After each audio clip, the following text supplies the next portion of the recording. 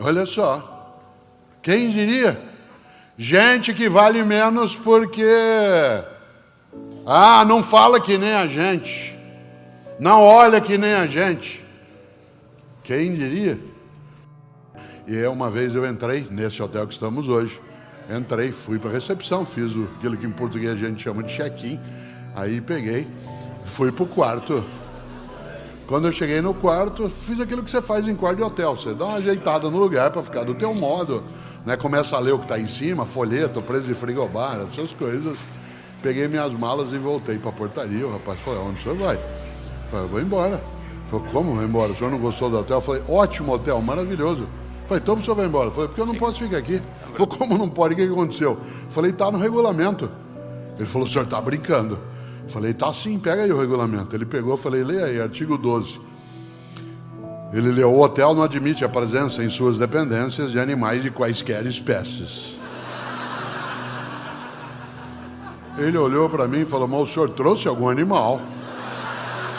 Eu falei, não, filho, eu sou um animal. Ele falou, não, o senhor não é um animal. Eu falei, só e você também é um animal. Aí ele usou a frase, mas o regulamento não fala de animal que nem a gente.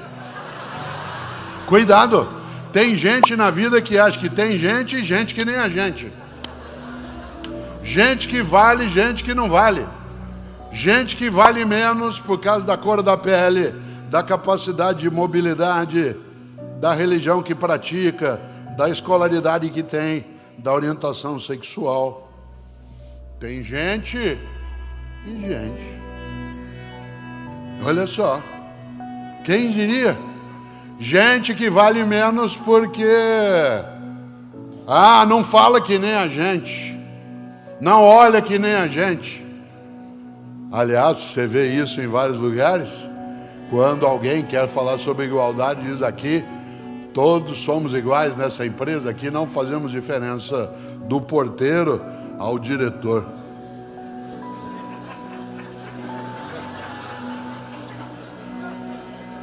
Aqui não criamos distinção entre as pessoas, aqui todos são iguais, da diretora ao faxineiro. O gesto não é inocente, como palavras não são tão inocentes. Como a gente tem de pensar o quanto vale e imaginar. Na política, quantas vezes eu vi de cima do palanque, e eu tive que me policiar várias vezes para não fazer isso também, de cima de um palanque, a pessoa dizendo, nós temos que levar a educação até o povo. Nós temos que levar a saúde até o povo. Por que eu estou dizendo isso? Porque a gente não pode ter uma cabeça medíocre, que gere uma convivência medíocre, um desleixo com a vida comunitária, com o planeta, com os nossos afetos, com os nossos desejos, com aquilo que marca a necessidade de nós fazermos valer. Num dos momentos de maior emoção da minha vida foi eu visitando uma escola da Prefeitura de São Paulo. Era uma escola para deficientes auditivos, para crianças surdas. E eu fui a essa escola visitá-la e as crianças fizeram uma apresentação, cantando e dançando, e nenhuma das crianças ouvia. E elas estavam ali se apresentando a partir, especialmente do som da batida, a professora e o professor orientando, com a batida no chão para elas sentirem a vibração, e cantavam sem que a gente tivesse a soltura da voz, mas da emoção sim. E quando terminou aquela coisa belíssima, eu fui agradecer às crianças e disse, olha, eu não tenho a possibilidade ainda de usar Libras, eu não sei a linguagem brasileira de sinais, mas quem estava ali eu sabia. E aí eu falei da alegria de estar naquele momento, e um menino sentado à frente, enquanto eu falava, um menino de uns 6 anos de idade, disse, muito obrigado, a gente gostou muito que você tenha vindo aqui. E eu achei estranho, porque uma criança surda, obviamente, se ela é surda, especialmente de nascença, ela é muda, e portanto aquele menino que comigo falou. A hora que terminou, eu fui até ele e falei, você não é surdo? Ele disse, não. Eu falei, e por que você está nessa escola? Ele disse, porque meu pai e minha mãe são. E eu queria me comunicar melhor com eles. E por isso eu prefiro frequentar essa escola. Aquilo claro, não só me emocionou, como me deixou pensativo, como que algumas pessoas querem fazer melhor. Que coisa boa! E Gonzaguinha compôs uma música que, depois que a gente deixava o canto das crianças, quem aqui é professor ou professor sabe disso, a gente ia para a nossa sala, né, a sala das professoras. Os professores tomavam um chá, comiam uma bolacha, e a gente estava ali, né, e de repente se começava, sempre tem alguém que toca violão, e pegava um violão e começava a cantar uma música do Gonzaguinha que vocês conhecem, chamada O Que É, O Que É. No qual ele tem um refrão, você já ouviu várias vezes, em que ele diz: a vida é bonita, é bonita, é bonita. Mas o que eu mais gosto nessa música não é apenas esse trecho, que é um trecho de esperança, mas é o fato de que Gonzaguinha colocou um verso que é: a vida devia ser melhor e será. O que eu mais aprecio é que ele não ficou só na primeira parte do verso. A primeira parte do verso já seria boa por si mesma. É um desejo, a vida devia ser melhor. Mas ele acrescenta a esse verso um compromisso. Isto é, a vida devia ser melhor e será. Esta ideia do e será coloca a necessidade de você e eu nos colocarmos de prontidão para que ela assim o seja. Às vezes você está numa situação em que parece não haver acolhida, e há pessoas que buscam acolhida. São capazes, por exemplo, de não deixar de lado. Vocês tiveram aqui em Cuiabá 2 semanas um frio inédito.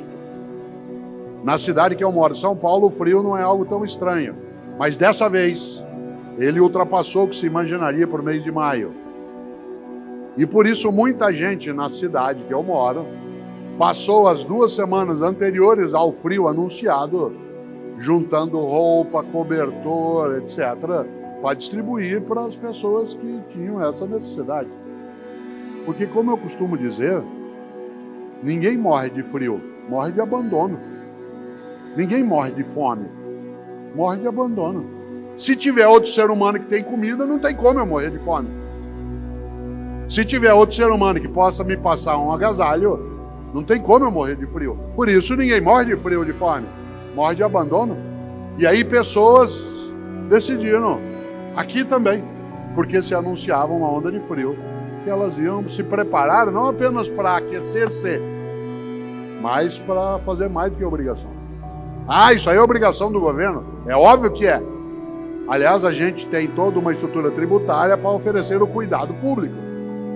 Mas se isso não é algo que se esqueça quando é necessário fazer mais do que obrigação. Não é uma obrigação, não. É uma forma de partilha. Você conhece gente que é excelente. O garçom é excelente, a médica ou o médico é excelente, gente da área de pediatria. Eu me lembro do pediatra de 2 dos meus filhos, que não foi pediatra do Pedro, porque ele faleceu, né? Mas ele cuidou de 2 dos meus filhos. E eu ficava encantado quando eu os levava lá, 2 irmãos do Pedro, mais velhos de idade, porque ele era capaz, por exemplo, qual seria a obrigação dele como médico? Pegar a criança, examiná-la, fazer uma anamnese com o pai ou a mãe, ou quem estava ali, fazer uma orientação, uma prescrição. O que ele fazia? Antes dele segurar um dos filhos, ele esfregava as mãos, esquentava a mão. Antes, esfregava uma mão na outra para ela ficar quente, para não segurar numa criança pequena com a mão mais fria, que já estava ali a criança sem entender o que era. Num lugar onde ela está pelada, numa mesinha meio gelada, onde ela está olhando aquilo. A mão quente, pode parecer bobagem, isso é um passo de aproximação. E por que eu digo isso? Porque, é claro, a médica excelente, a professora excelente. Às vezes alguns de nós aqui tivemos professora de história, não sei se você lembra uma professora de história que nós tivemos. O Edson está aqui, nós conhecemos há décadas, a gente teve a mesma professora com 14 anos de idade, uma professora chamada Daisy, que era professora de história. Dava aula sexta-feira, no último horário. Você sabe o que significa dar aula ou assistir aula? Na sexta-feira, no último horário. E a gente gostava de ir para a aula dela, sabe por quê? porque ela não fazia só a obrigação. Qual era a obrigação de uma professora de história? Passar aquele conteúdo. Ela nos encantava. A gente gostava de ir para a aula dela, porque ela explicava, ela contava, a gente tinha interesse. Aquilo que o Pedro falava aqui, em relação ao conteúdo que encanta, que não é só a obrigação. Claro, evidentemente, capricho. No mundo de mudança e velocidade, nós temos o vir à tona, a emergência, vir à tona, emergir, de múltiplos paradigmas, modos de fazer, de pensar. E nessa hora, claro, é preciso que eu seja capaz de não esvair a competência. Eu o cito em alguns livros, porque eu gosto demais. Beda, que é chamado de São Beda, né, por católicos, ortodoxos, luteranos e também anglicanos. Beda, ele diz algo que eu vou repetir 2 vezes. Ele diz: há 3 caminhos para o fracasso. 3 caminhos para o fracasso. Primeiro, não ensinar o que se sabe. Segundo, não praticar o que se ensina. E terceiro, não perguntar o que se ignora. Digo de novo: há 3 caminhos para o fracasso. Não ensinar o que se sabe, não praticar o que se ensina e não perguntar o que se ignora. Vamos inverter. A você, servidor e servidor público, aqui ou fora daqui, pessoas que colocam o poder da autoridade, do conhecimento, da capacidade a serviço de uma população que precisa. Vamos inverter. Há 3 caminhos para o sucesso. Ensinar o que se sabe, isto é, generosidade mental. Segundo, praticar o que se ensina, ou seja, coerência ética. E terceiro, perguntar o que se ignora, isto é, humildade intelectual. Estas são 3 trilhas virtuosas para um passado honroso daqui a 30, 40 anos. Generosidade mental, coerência ética e humildade intelectual. Nós vivemos hoje múltiplos paradigmas. É necessário que a gente tenha coerência ética de praticar aquilo que ensina. Tenha generosidade mental para repartir o que sabe. Mais especialmente, e eu quero usar os teus 3 minutos finais de desespero nessa direção. Já se foi mais de 1 hora, você nem notou, você estava cochilando. Quero lembrar que dessas 3 trilhas virtuosas, a mais importante delas é humildade intelectual. Isto é, eu saber que eu não sei todas as coisas. E que se eu quiser não me tornar medíocre, eu preciso estar disponível, permeável a conhecer aquilo que ainda não conheço. Aliás, porque só conhecendo aquilo que não conheço, poderei avaliar se ele tem cabimento no que fazemos ou não. E nesse sentido, abrir a cabeça para o mundo que chega. Num mundo em que eu posso desde publicar, escrever livros em plataforma papel, como no mundo digital, fazer cursos presenciais, ou como tenho eu, curso online de filosofia.